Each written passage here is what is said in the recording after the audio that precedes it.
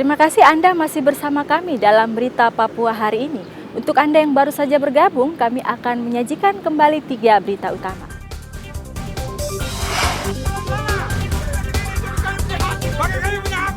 Ratusan tenaga honorer di Mimika kembali berunjuk rasa.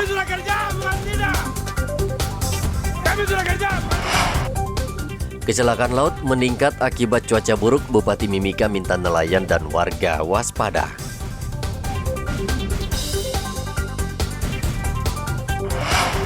Dinkes Merauke himbau seluruh sekolah terapkan prokes ketat saat pembelajaran tatap muka.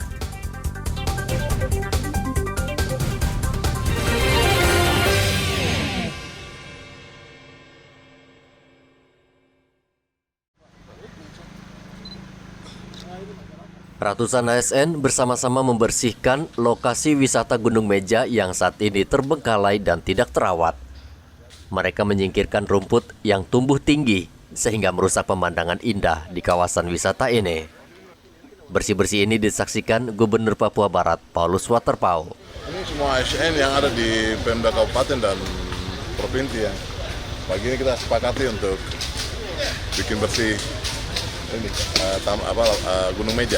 Gunung Meja ini adalah pusat rekreasi masyarakat Manokwari yang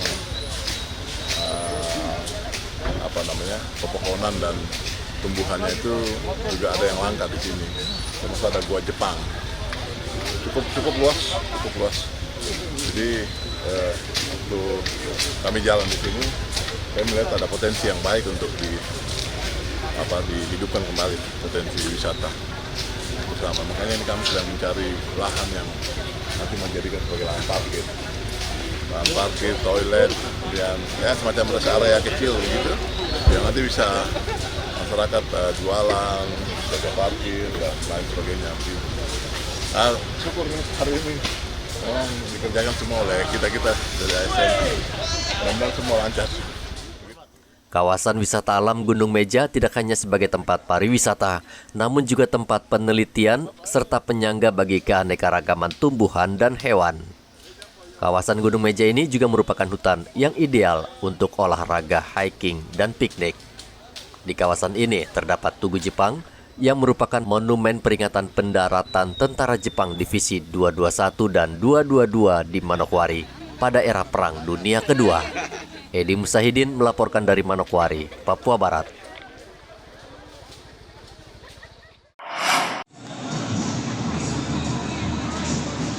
Sejumlah pemerhati olahraga tinju di Merauke berharap sering digelar turnamen untuk memacu atlet tinju agar lebih bersemangat.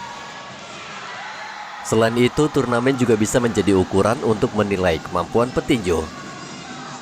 Venina, pelatih tinju dari Sasana Okaba, mengatakan di masa akan datang ia berharap Pemda atau pihak terkait rutin menggelar turnamen agar banyak melahirkan atlet tinju yang bisa mengharumkan nama Papua. Kegiatan tinju pada saat ini Liga Tinju Amatir Se-Papua ya, Bupati Cup. Ini kita sebenarnya tinju sudah lama dia menghilang, terus sudah baru muncul lagi, sehingga kita lihat sekali bahwa antusias para masyarakat Kabupaten Merauke untuk hadir dan juga memberikan sport buat atlet-atlet Merauke, khususnya atlet-atlet Papua Selatan. Ya, jadi yang saya lihat di sini masih minim dalam segala hal, pembinaan, pokoknya segala macam yang menyangkut dengan atlet-atlet tinju yang ada di Kabupaten Merauke ini sangat minim. Oleh sebab itu, saya berharap ke depannya para pelatih, atlet kita semua bisa menyiapkan diri untuk kegiatan ke depan.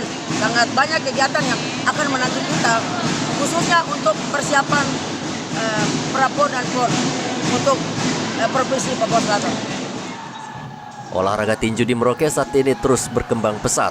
Hal ini terlihat dari sasana baru yang terus bermunculan. Namun sayangnya penyelenggaraan turnamen jarang digelar. Muhammad Ridwan melaporkan dari Merauke, Papua. Positifnya dan juga negatifnya. Kejaksaan Tinggi Papua menggelar seminar dan sosialisasi pelaksanaan restoratif justice atau keadilan restoratif sebagai bagian dari proses penegakan hukum yang humanis. Kegiatan ini dilakukan dalam rangka peringatan Hari Bakti Asyaksa ke-62 yang diperingati setiap tanggal 22 Juli. Kepala Kejaksaan Tinggi Papua Nikolaus Kondomo mengatakan proses penyelesaian hukum melalui keadilan restoratif sudah diatur dalam Peraturan Kejaksaan RI Nomor 15 Tahun 2020 tentang penghentian penuntutan berdasarkan keadilan restoratif. Nikolaus berharap dengan keadilan restoratif, kasus hukum akan lebih banyak diselesaikan di luar peradilan negara, namun tetap berpedoman pada sejumlah ketentuan yang berlaku. Restoratif justice ini sudah ada dasar hukum di Kejaksaan Sekretariat 15 tahun 2022. Telah kita laksanakan, seluruh Indonesia telah melaksanakan itu. Dan tadi ada sudah dengar bahwa beberapa kasus, jumlah kasus yang telah kita laksanakan berdasarkan restoratif justice tadi. Nah, ini kita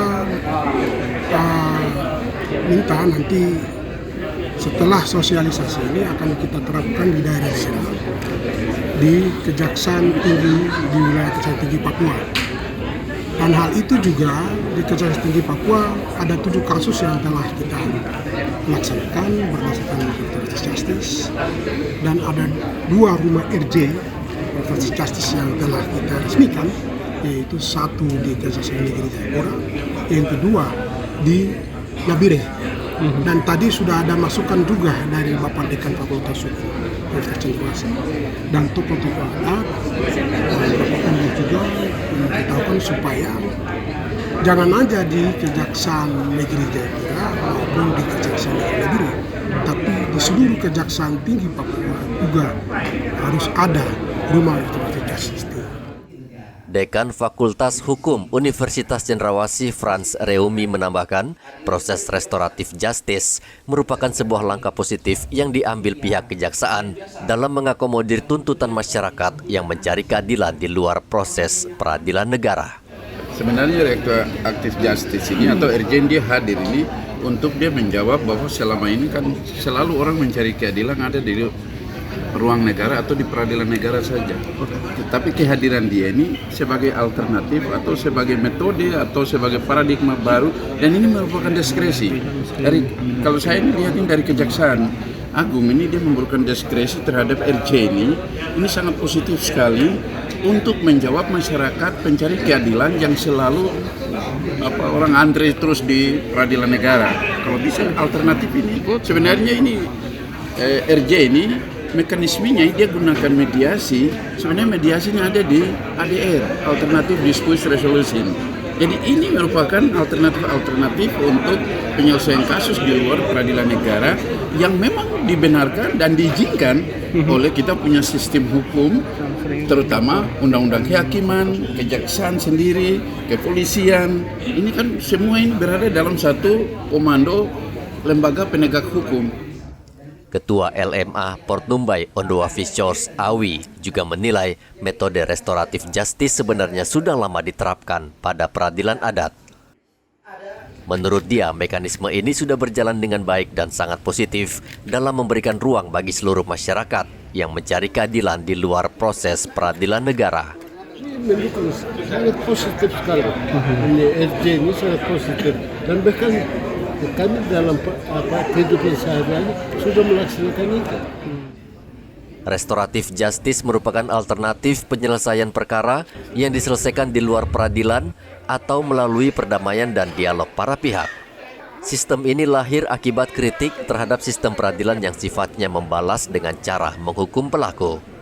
Di Papua, ada 7 kasus diselesaikan melalui metode ini, dan sesuai ketentuan, yakni ancaman pidananya di bawah 5 tahun, tidak berkaitan dengan masyarakat umum, dan tidak berdampak besar terhadap kehidupan masyarakat.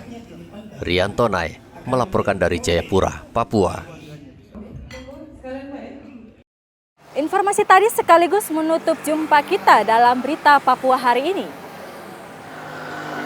Saya Yuni Rumbarar beserta tim redaksi yang bertugas mengucapkan terima kasih atas perhatian Anda. Selamat pagi, sampai jumpa. Wanyambe.